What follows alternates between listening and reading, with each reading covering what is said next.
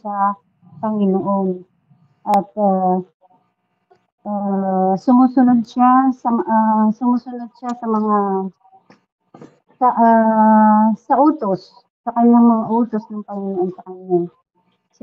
Pati yung mga asawa niya, pati yung mga anak niya, um, kung gaano siya kung gaano siya katapat sa Panginoon, at at mayroon siyang pananampalataya na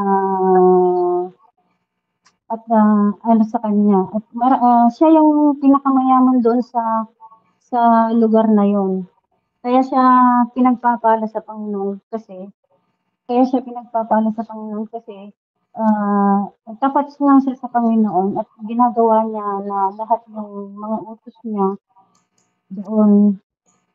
Hindi siya hindi siya gumagawa ng masama.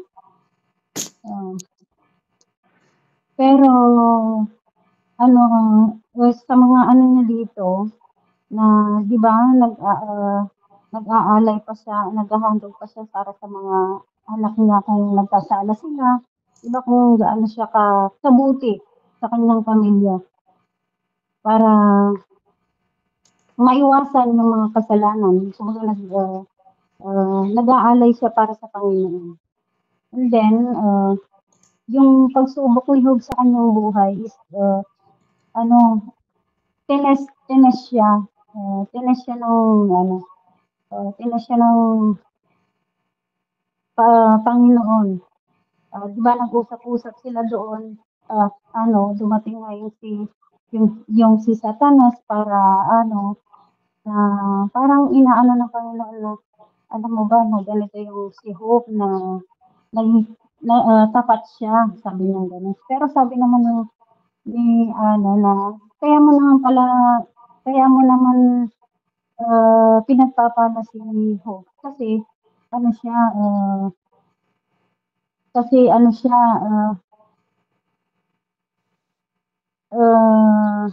kaya mo siya pinagpapala kasi siya naglilingkod sa'yo.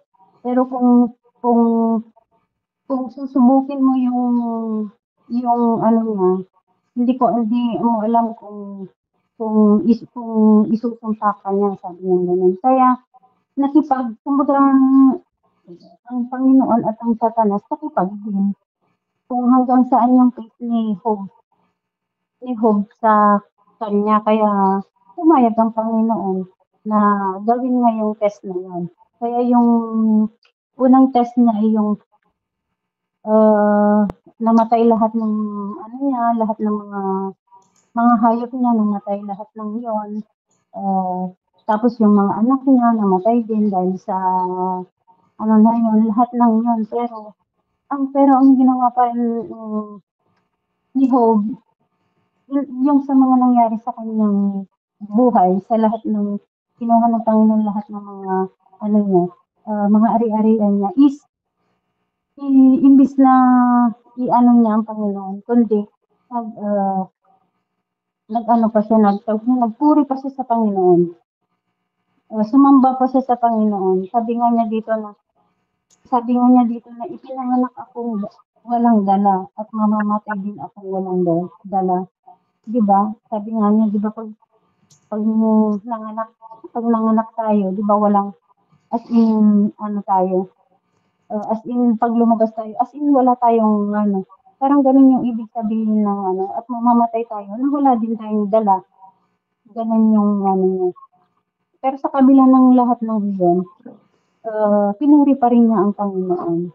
Tapos sa pangalawang pagsubok naman ang ginawa ng na naman, di ba nagtipon ulit sila sa presensya ng Panginoon, nakipag-meet ulit sila sa tapos binigyan siya ng sakit na at huwag niyang papatayin na na ganun din sa una kung ano yung deal niya, ganun din para para mapagtagumpayan lang ni Satanas yung mga test niya kay Job kung gaano nga siya katapat sa Panginoon. Yung sinasabi niyo doon sa kaya binigyan niya ng sakit, di ba?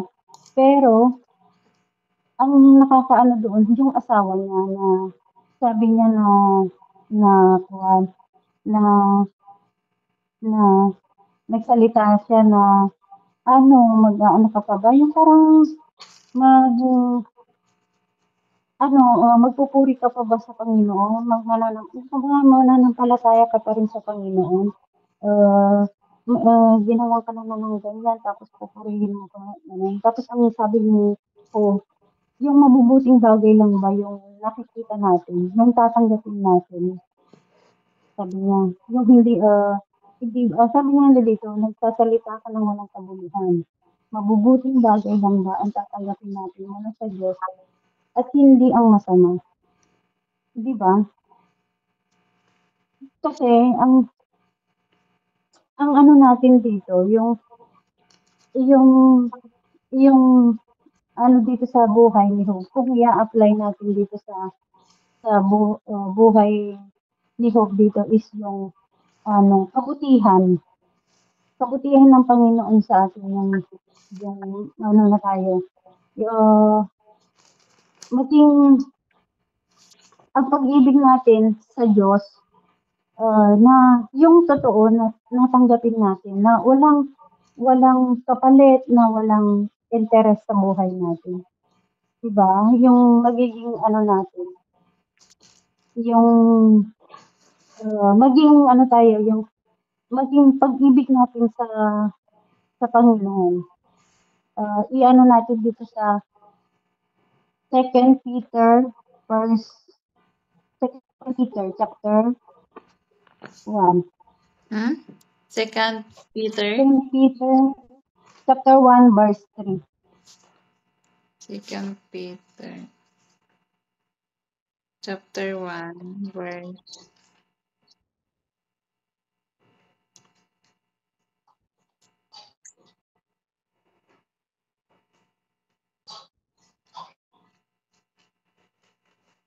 Chapter 1 verse 3.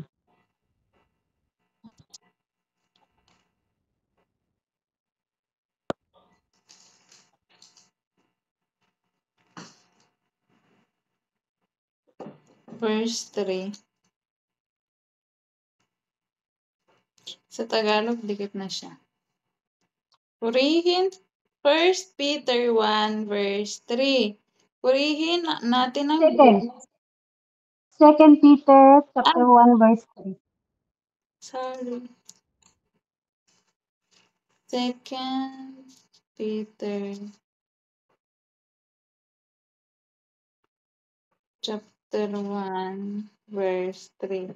Ang kapangyarihan ng Diyos ang nagbigay sa atin ng lahat ng kailangan natin para mamuhay ng may kabanalan.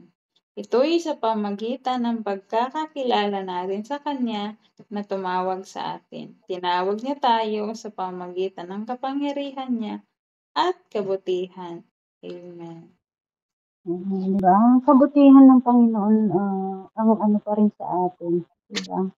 Uh, ang ang mag-ano din sa atin, sa buhay natin. Tapos yung number 2 is yung kapangyarihan ng Diyos, kapangyarihan ng Panginoon. Di ba? Yung, uh, di ba dito yung ano niya na, di ba inano siya ng Panginoon, hinimok siya ng Diyos, si Satanas para kumilos sa ano ni para i-ano nung ano niya, parang kumilos laban laban kay Job, ah, para para gawin siyang maging perpekto sa pagkatao ni Job. Kaya ano, dapat yung 'pag sa ano natin, kung madami man tayong pinagdadaanan sa buhay, 'di ba? Kasi like me, 'di ba? Yung lahat ng mga pagsubok na ginawa ng Lord sa akin, yun lagi kong inaano na, ganun yung pagsubok na yun, hindi ko pala dapat tinalikuran ng Panginoon, kundi bagkus na sa kanya pala ako humingi ng ano, yung tulong, parang gano'n. Parang yung yung nararamdaman ko, 'di ba kasi yung nararamdaman ko nun kasi puro galit na, pride, lahat na yun yung na yung nangyayari sa akin. Kaya ang tendency nun kasi parang ako'y ano, parang parang binaliwala ko na ang Panginoon kasi yun yung ginawa niya sa akin. Parang yung ano dito ni Job na 'di ba yung ginawa nila sa kanya, pinuri pa rin niya ang Panginoon. But for me hindi, eh. Parang tinalikuran ko yung buhay yung buhay na ano, kasi 'di ba kinuha parang lahat na yun, wala. So, kaya ang nangyari sa akin is walang-wala ako, parang ang dilim ng buhay ko. Parang gano'n ano, yung ano ni Job. Tapos yung number 3 is pananampalataya sa Diyos. Maging ano tayo, maging faith tayo sa Panginoon, 'di ba? 'Di ba? Ah, tumayo tayo sa huwag tayong matakot kung anong bagay na dumadating sa atin.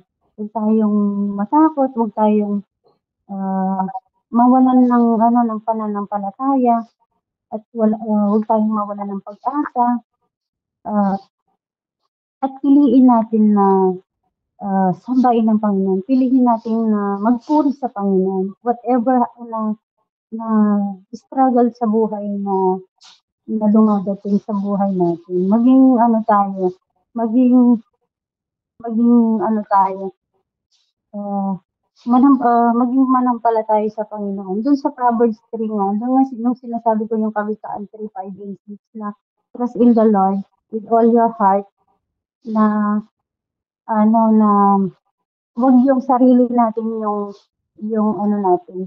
'Di ba yung Proverbs Okay. 3:5-7? Kawikaan Oo, mo pa, Ate Claire. 3:5-7, 3:5 and 6.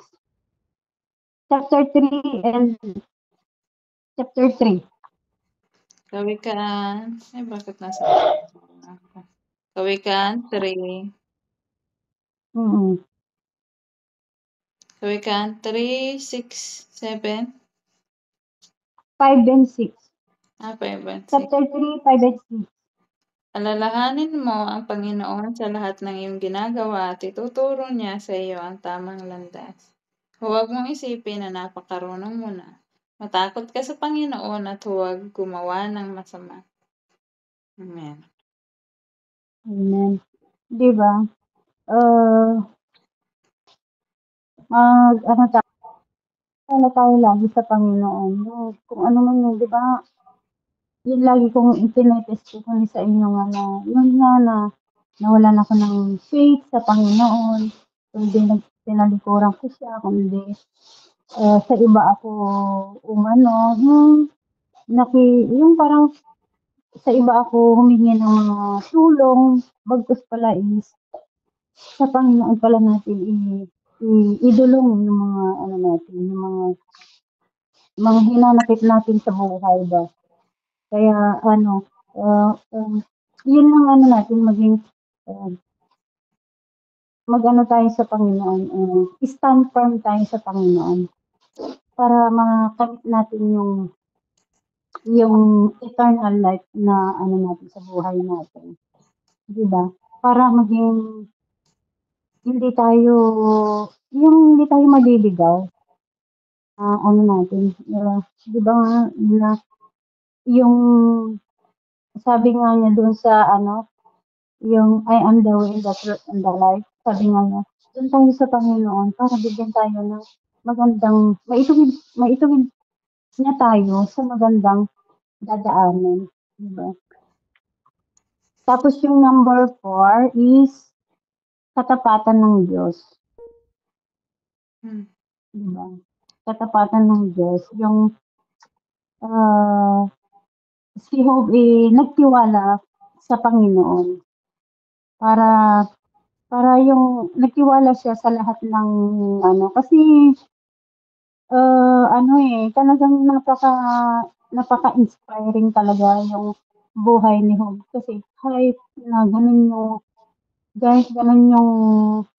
yung nangyari sa kanya, talagang talagang tapat pa rin siya sa Panginoon. 'Di ba, matangi mo yung anak niyang 10, 'di ba, namatay ng ano, pero nagpuri pa rin siya sa Panginoon.